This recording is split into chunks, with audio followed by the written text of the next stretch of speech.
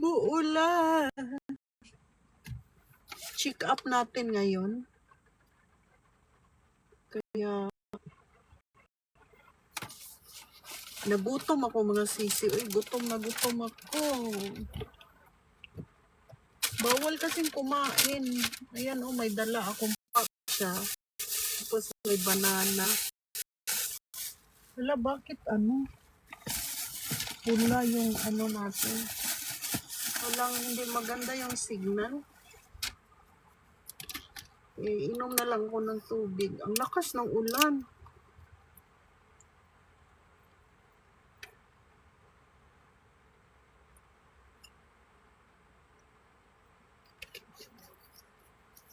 Gutom na gutom ako mga sisilab. So magpaganda muna tayo. Pula lagi. Anong dili mo ni siya green? Lost connection. Alak ka. Hindi maganda yung ano natin.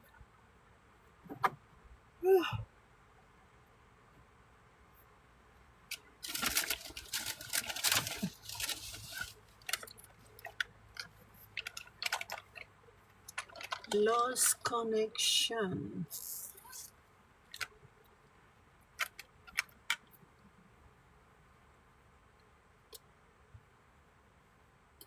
Kasi pula, parang wala, hindi maganda yung wifi natin.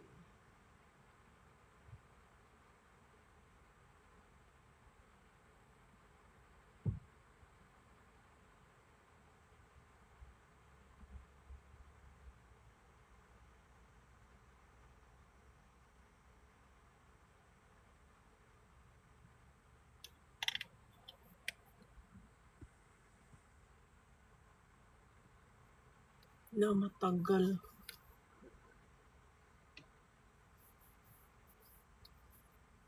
Pula talaga siya mga sisilab. Hindi maganda yung ano. Signal.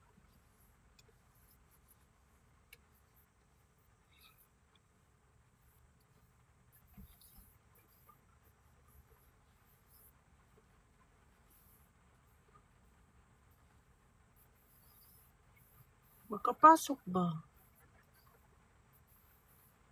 Inaantok pa ako eh.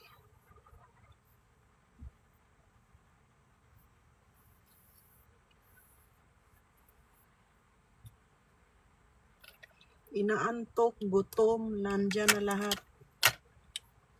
Tapos check up pa, abay. Tapos iinom pa kami ng ano mga sisi. Ayan, ano na, yellow, pula pa rin, oh. Teresita Manriquez.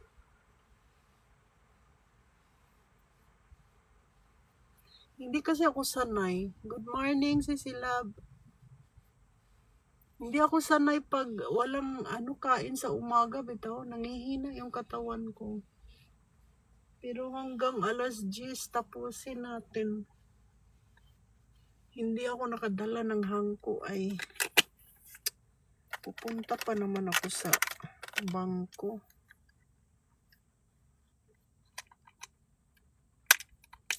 Thank you. Mahina ba yung signal, Sisi? Jenna Calonia.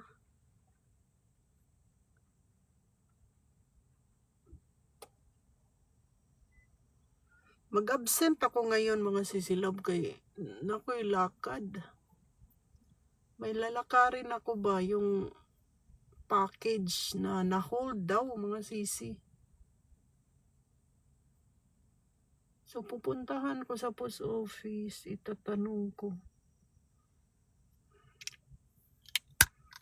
Maria Dolores Masangkay. Okay ba yung signal natin? Romeo Blares.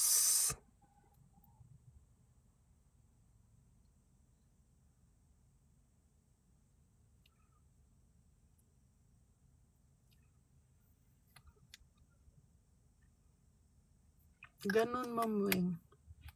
Okay. Okay yung ano ko, signal.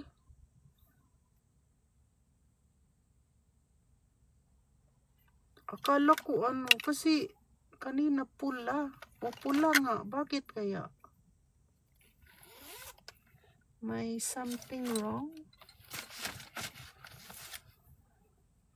Ang puti natin, oh. Ang puti, tingnan sa video.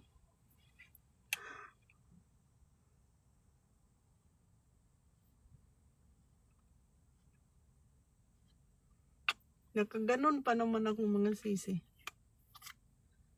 Okay yung signal ko. Dolores Masangkay, good morning. Ayan yung gamit natin. Bakit kaya nakapula? Anong ibig sabihin yan?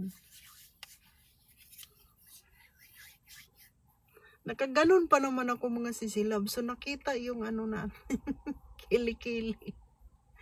Maputi ba yung kilikili? Maputi naman yung kilikili natin, oh.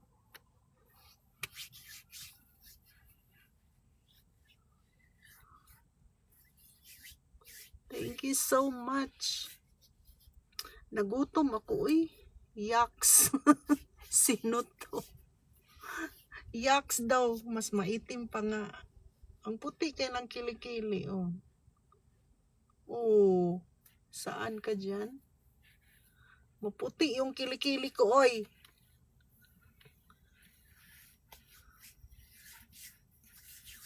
Italyn Cruz, good morning. Ang puti. Dahil yan sa ano ba yung gamit ko? Hindi ako gumagamit ng deodorant. Kaya maputi yung kilikili ko. Ang ginagamit ko mga sisilab, yung ano ba yung gamit ko? Kalimutan ko yung pampaputi sa mukha. Anong pangalan nun? Yung Gore. Nakita ko na ang babaeng susundo sa akin sa sabungan. Impas na. Sabungan talaga. Hindi, Biore. Gore. Gore yung gamit ko, mga sisi. Kaya maputi yung kilikili ko, mga sisilab. Hindi kasi ako gumagamit. Hindi ako gumagamit ng ng deodorant. Kaya kayo, para puputi yung manok na pula talaga. Kaya kayo mga taga-asa kaday, taga Cagayan dong. Kaya kayo mga sisilab, kung gusto yung pumuti yung kilikili nyo, gumamit kayo ng Gore. Nakakatipid pa. Kaya maputi yung kilikili natin. Ayun, oh. Hindi talaga umiitim. Tapos ano siya mga sisilab. Yung iba daw kasi na allergy sa Gore. Hindi ka kasi pwedeng maglagay araw-araw. Maglagay ka sa isang week, 2 beses lang. 2 beses. So yung Gore na nilagay mo, hindi ka pwedeng maglagay araw-araw nun. Halimbawa, maglagay ka ng Monday. Pagdating ng Monday, maglagay ka 1 beses, 'di ba? Tapos mga ano ka na maglagay, mga Webes. Para mas maputi. Webes. So, mahaba yung ng paglalagay ng Gore. Kaya, ang puti dati mga sisilab, nakakakasuka talaga yung ko kilikili. Grabe, sobrang itim. Bawal ka maglagay araw-araw, as in, yung kilikili ko mga sisilab dati, dito hanggang dito maitim yan. Hanggang dito maitim, talagang sobrang itim talaga, as in nakakahiya. Tapos, sabi ng ate ko, mag-try ka ng Gore kasi maganda daw. So, ako mga sisilab, Troy, shout out, nagkawat sa akong chinilas. Yung kilikili mo po, makinis pa sa mukha mo. Makinis pa mga sisilab. Tapos ngayon, pag 1 beses ko lang siya naglagay ako ng Gore mga sisilab. Grabe na, namangha talaga ako mga sisi. Talagang na-shock ako. Kasi makinis pa nga yung kilikili ko sa mukha ko. Na-shock ako mga sisilab kasi super itim talaga yung kilikili ko dahil doon sa ginamit kong mga deodorant, mga ganyan. Tapos minsan makati pa, minsan ano, yung parang nagsusugat pag naglagay ako ng tawas mga sisilab. Tapos nung naglagay ako ng gore, hala, isang beses ko lang siya nilagyan mga sisilab. Pag ganun ko, ang puti na talaga as in.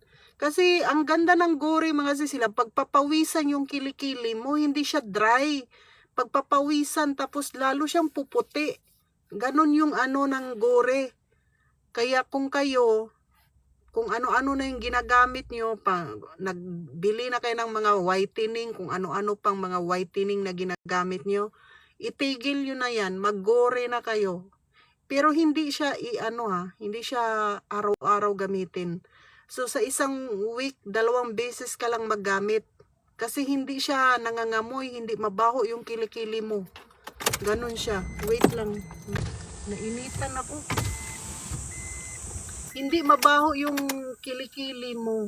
Talagang ano lang siya, yung pagpapawisan lang yung kilikili.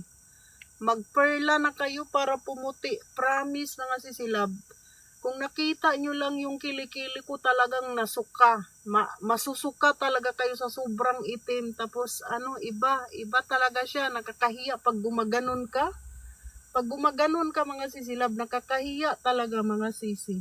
Kaya kung kayo, naghahanap talaga kayo na pampaputi, itry nyo yung gore na, ano ba yan? Yung, anong pangalan nun? Yung whitening ang nakalagay sa sa box. Whitening mga sisilab, yan yung gamitin nyo. Wag yung wag yung parang avocado, wag yun kasi nakakaitim yun. Yung whitening na para siyang ang kulay niya off-white. Ganon yung gagamitin nyo. Talagang puputi yung kilikili nyo. Lahat ng mga kaibigan ko, mga sisilab, tinatanong nila, Day, bakit maputi yung kilikili mo? Bakit ang puti naman ang kilikili mo? Anong ginagamit ng mo sa kilikili mo? Kasi maitim din yung kilikili nila mga sisilab. Sabi ko, gumamit ka ng gore. Ayun, nag-apply. Nagbili. Tapos paggamit nila mga sisilab, proven and tested, talagang pumuti yung mga kilikili nila. Ganun. Iba yung kulay, talagang pumuti. As in, kung maputi ka man, nagpantay yung kilikili mo. Pumantay siya sa kaputian ng balat mo. Ganun siya mga sisi. Kaya kung kayo, nahihirapan kayo na yung naghahanap kayo ng mga ano pa yung mga whitening, itry nyo yung gore. Dapat original. Dapat original. Pwede din ba yan sa itlog? Pwede! Kung maitim yung itlog mo. Kasi ako, in-apply ko rin siya sa mga sisilab. Sa singit. Pumuti din yung singit ko mga sisi. Basta original yung gamitin nyo mga sisilab. Pwede yung i-apply yan. Kung gusto mong pumuti yung itlog mo, di-apply mo, try mo. Basta pumuti yung promise, pumuti talaga yung mga singit-singit. Maglagay kayo mga sisilab, talagang puputi siya. Hanapin nyo yung original na gore, huwag kayong bili ng bili dyan na hindi original. Original na gore ang bilhin nyo. Natawa tuloy yung mga followers ko. Alam nyo ba, nagutom na talaga ako mga sisilab. Uy, nagutom na talaga ako. Nandun na yung bus mga sisi. Ano yan? Magpa-x-ray yung ganon. Wala pa akong nakikitang puti na Ay, meron na. Hindi man puti, pink. Pink. Meron mga sisilab. Yung boyfriend ko, pink yung itlog niya. Hindi naman maitim. Pink naman yung itlog ng boyfriend ko. Nagutom tuloy ako mga sisi. Ayan magpa-check up kami mga sisilab. Nandito na yun. Asa di ay kakaron. Nadiri sa bundok ng Tralala. Ayan sa ihi namin. Yung ihi nimo. And then yung sa tai mga sisilab. Ayan. Ganyan dito. Tapos hindi kami kakain, di ba? Bawal kumain kasi iinom kami ng ano ba yun para makita yung kung may sakit ka ba sa mga bituka, yung mga ganon. Ganyan yung ano dito sa Japan. So gutom na gutom ako mga sisilab kasi hindi naman ako sanay hindi kumain ng agahan ba. Tapos panay tubig yung iniinom ko. Kaya sabi ko ano ba to? Isa gabi okay lang hindi ka kakain kasi matutulog ka na eh. Pero sa umaga pag hindi ka kakain parang nanghihina yung katawan mo mga sisi. Nanghihina. Kaya mahirap pag walang kain. So, pagkatapos ng check up, uuwi ako kasi may nagpadala sa akin ng notice. Galing post office, mga sisilab. Sports, good morning. Galing post office, na hold daw yung package na galing Amerika daw. Kaya pupuntahan ko mga sisilab kasi sabing ganun. Pag hindi mo pupuntahan, i-return to sender daw nila kasi may nakita daw pera nakalagay. Sabi ko, hala, patay. Na-hold tuloy yung package mga sisilab, hindi dineliver. Kasi ang daw, nakita nila yung pera na nilagay ng ate ko. Kasi nagsabi kasi yung ate ko, may nilagay daw siyang $5 sa wallet. Agoy, yun siguro yung nakita. Yung $5 sa wallet, mga sisilab. Kasi sabi ko, kung magbigay ka ng ng wallet, lagyan mo ng pera para swerte. Agoy, na na hold. Nakita siguro dun sa sa scan o ano ba. Kaya kailangan daw puntahan ko dun sa post office. Kaya mamaya hindi ako papasok sa work. Pagkatapos natin ng check up, uuwi na ako. Kakain lang ako. May dala akong pagkain, oh. Nagdala ako kasi kailangan natin itai yung yung iniinom nating puti na para siyang semento. Sana all may $5. Iwan ko magkano yung $5. Gilbert Hayuma. Hindi ko alam magkano yun. Ano yun, oy? Kanang pampaswerte ba? Kaya nagutom na gutom ako.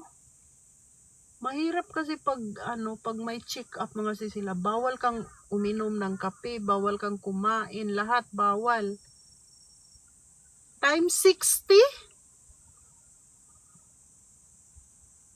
Di siya.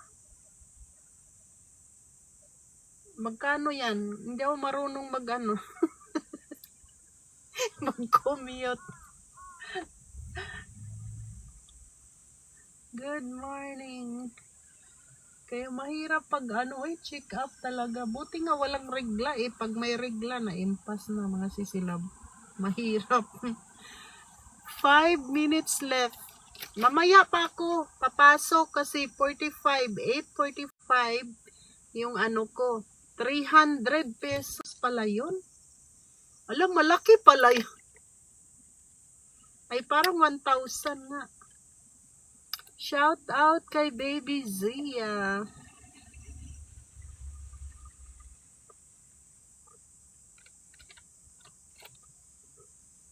O nainis ako sa ate. Niabot na ang barley. Iinom na nimo. Nainis ako sa ate ko mga sisilab kasi panay reklamo. Kasi mura lang daw yung barley na nabili niya. Nakabili daw siya ng barley, 1,000 mahigit, 10 box na daw. Tapos yung anak niyang umiinom ng barley mga sisilab, nagreklamo, sabi niya, ma, bakit iba yung barley na iniinom natin, hindi tayo makatai. Hindi katulad sa kay auntie na pag inom natin, lami kayo imong tulog, no? Tapos, kinabukasan, ang daming mga dumi lumalabas. Hindi daw siya makatai, mga sisilab. Kaya sabi ko sa ate ko, nagtitipid ka nga,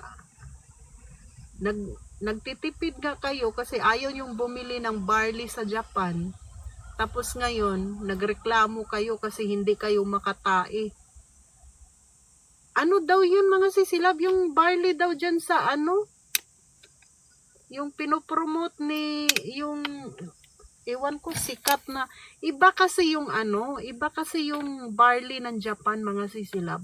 Promise iba. Masarap tulog mo, kinabukasan talagang ilabas lahat ng mga hindi kailangan sa katawan.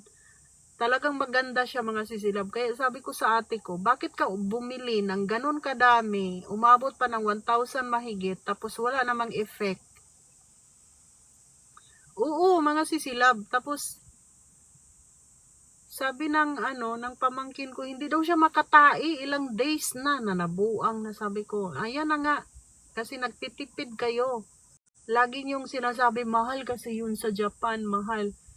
Hindi nila iniisip na pag made in Japan, ang effect talagang umeffect na agad ba? Hindi ka pa aabot ng ilang days.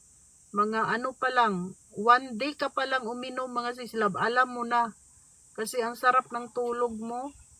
Tapos hindi ka naiibak lagi, 'di ba? Yung ibang tao diyan sa atin hindi naiibak. So kailangan mong ilabas yung lahat ng mga dumi sa katawan. Ganon siya. Kaya nagreklamo yung pamangkin ko. Kaya sabi ko sa ate ko, ayan na nga, sabi ko sa iyo, sayang yung 1,000 mo. Marami nga yung box na binili mo, umabot ng 1,000, wala namang effect. Yun lagi kong sinasabi mga sisilab, hindi pa rin nakikinig. Tapos sasabihin, bumili ako ng pampaputi ng, ano ba yung binili niya? Collagen daw. Bumili daw siya ng collagen. Tapos ang tagal na daw niyang uminom, wala daw effect. Para daw umiitim siya, sabi ko, ewan ko sa'yo. Yan na nga ang sabi ko, pag uminom ka ng made in Japan, talagang alam mo na kinabukasan kasi madulas na yung balat mo. Ganun yung sa made in Japan mga sisilab, yung mga collagen sa Japan. Pag uminom ka, kinabukasan ma-feel mo na parang madulas, ganun siya. Madulas yung balat mo, parang kumikinis na yung balat mo, tapos namumula na yung mukha mo, yung parang yung nagpinkis-pinkis na yung mukha mo, parang pumuputi ka na, ganun, mga ilang days pa lang. Baka sa shop mo nakabili ng barley sisiwing. Hindi sa akin, sa iba siya bumibili, hindi siya bumili sa akin. Yung barley na sinasabi niya, wala sa ko, wala sa sa showcase ko, wala. Wala sa showcase ko mga sisilab. Yung barley na nandito sa akin, made in Japan siya. Tapos yung iba yung pangalan na sinasabi niya, hindi hindi iba yun. Hindi siya bumili sa akin, doon siya bumili sa iba. Hindi siya bumibili sa akin. Hindi, iba yung niya, barley.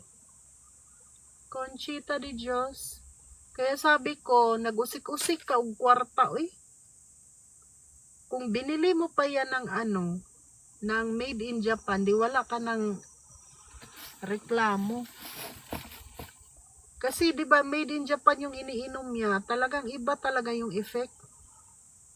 Oo, hindi daw makatain, nagreklamo yung pamangkin ko, hindi daw siya makatain, nabugok.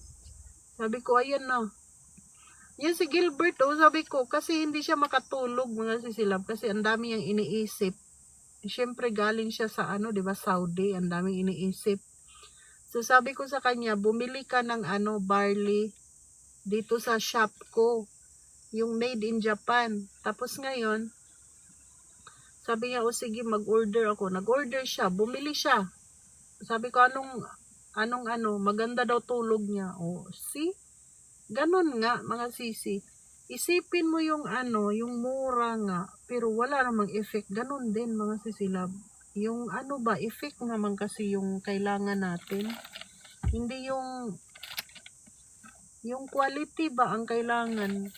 Bibili ka nga ng 1,000 mahigit, hindi ka naman makatai, nagreklamo ka pa, hindi ka makatai, hindi ka makatulog, walang Yun ang nakakatakot mga sisilab.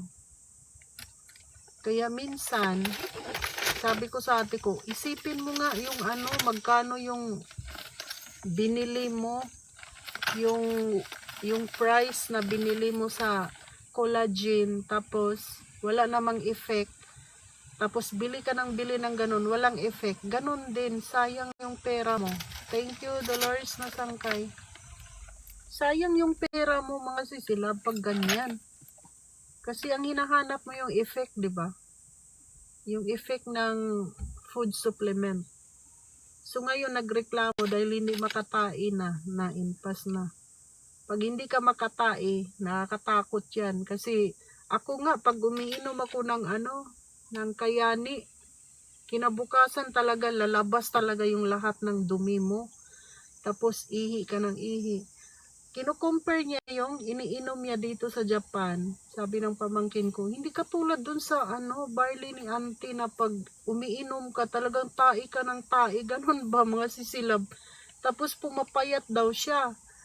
Yung iniinom yung barley ngayon, parang lumalaki daw yung tiyan niya. Kasi hindi ka tumatai, kaya ganun. Lumalaki yung tiyan. Ganun yun. Kaya nakakatakot ba mga sisilab? Pero iba yung barley na sinabi ng ate ko. Ano daw, pinopromote daw yun ng sikat na ewan. Sino yung sikat na yun? Pinopromote daw mga sisilab. Kaya daw siya bumili kasi mura. 1,000 mahigit 10 box. Ipagbibili ka ng barley sa Japan, naka 600 ba yun? 600 yung box, isang box 600. So iniisip niya, kung bibili ako ng made in Japan, 600 yung binili niya, isang box lang yun, pero ilang days yun iinumin mo kasi marami siyang sachet, 'di ba? Ilang days yun. So hindi siya bumili kasi bumili siya dun sa mumurahin kasi pag 1,000 mahigit nasa 10 box na. Oh, yun nga, nagkamali siya mga sisilab. Doon siya nagkamali. Kaya sabi ko, ayan na. Ngayon, reklamo ka ng reklamo. Kasi hinahanap ng yung mura, hinahanap. Ganon tayo doon tayo sa mura talaga. Anong oras na? 14. Mamaya pa kami, mga 8:45 pa yung namin mga sisilab, check up. 8:45 pa yung check up ko. Umuulan pa naman, Yung kasamahan ko mga sisilab, ayaw nilang uminom ng, ba yan? Yung puti, bitaw na parang semento, na titigas siya sa tiyan, tapos makikita yung mga, anong problema mo sa loob ng bituka mo. Ayaw nilang uminom kasi hindi daw sila makatai, mga sisi. Kaya iinom na lang daw sila ng kamera, mga sisilab. Yung kamera ba na ipasok sa bunganga, tapos makikita mo sa loob kung ano yung mga sa bituka mo. Ganun na lang daw yung gagawin nila. Kaya sabi ko, no, ayaw ko ng kamera, Yung na lang inumin ko, yung parang semento ang kulay. Baka pumila na mga kasamahan. Hindi, may kami, may mga schedule kami mga sisilab. Hindi katulad sa Pilipinas na nakapila na mahaba. Hindi ganon. By schedule. Yung friend natin, 7 o'clock yata sila. So, nandito na siya 7 o'clock. So, ako, 8:45, mga 8:30, kailangan nandun na ako kasi i-check yung mga papel natin. Ganun siya. Ganyan. Hindi katulad sa Pilipinas na magpila ka ng mahaba, hindi siya ganun. Dito sa Japan, walang ganyan mga sisi. Ang bilis ng proseso, maraming nurse nakahalira, maraming doktor sa by room. Hindi siya yung katulad sa atin na pag nagpa-check up ka, ang haba ng ang tagal di ba ganon? Dito sa Japan, madali lang. Pag busy yung mga tao, talagang tatayo silang lahat pag may may tao. Halimbawa, pupunta ka ng City Hall. 'Di ba? City Hall busy. Pag nakita nilang may tao diyan na pumunta sa sa counter, tatayo yan silang lahat kung sino yung gustong mag-entertain. Ganyan dito mga sisi. Hindi katulad sa Pilipinas na nagchika-chika pa na ulit jugo ng naranasan ko yan naulit ko ng bangko ba. Yung manager, mga nagchika-chika, mga sisilab, ikaw nag-antay ka. Sabi ko, ano ba to? Lami ang lasa kaysa barley sa Pinas, murag lasang iba. Masarap yung lasa ng barley ng Japan kasi para siyang para siyang matcha. Yung matcha ba? Tapos ilagay mo yan sa sa fresh milk, lalong masarap. Fresh milk, pero mas okay yung tubig. Dito wala, mag-antay ka ng matagal. Ay Diyos ko, maulit ka, masurok yung dugo, mga sisilab. Maulit ka ba kayo, magpunta ka ng ba yun, bangko? Nagchika-chika pa yung mga manager, mga hindi nila iniintindi ba yung customer bitaw? Dito mga sisilab, inuuna nila yung customer pag walang tao na dun sa counter. Yung trabaho na sila, ganyan. Hindi yan katulad dito sa Japan talagang. Nagpunta kami ng immigration.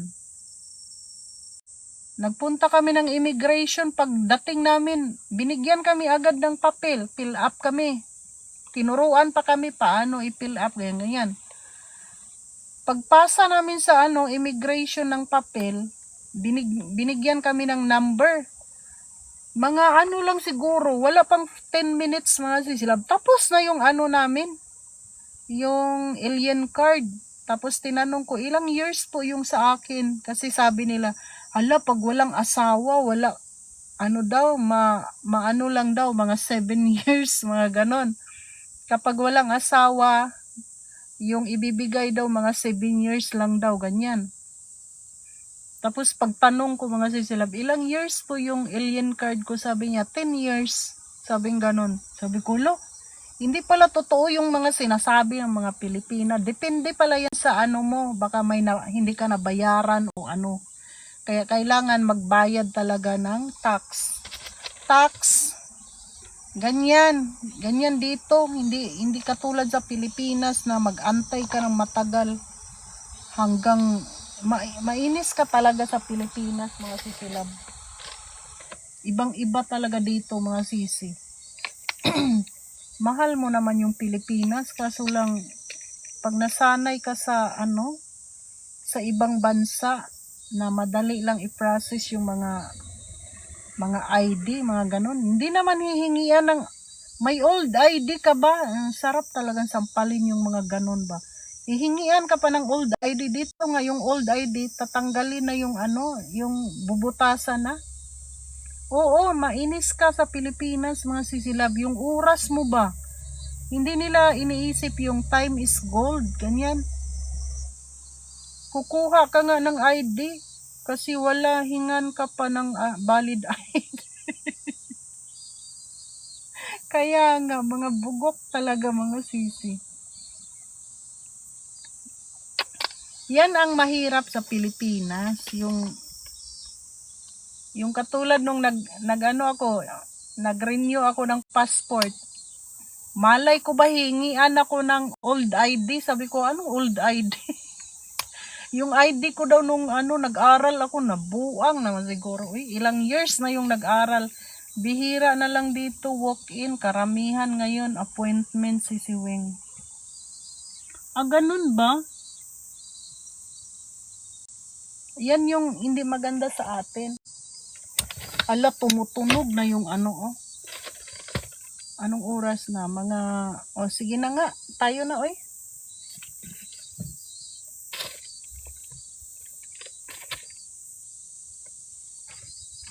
Sige na, mga sisilab. Love you all. God bless. Bye po.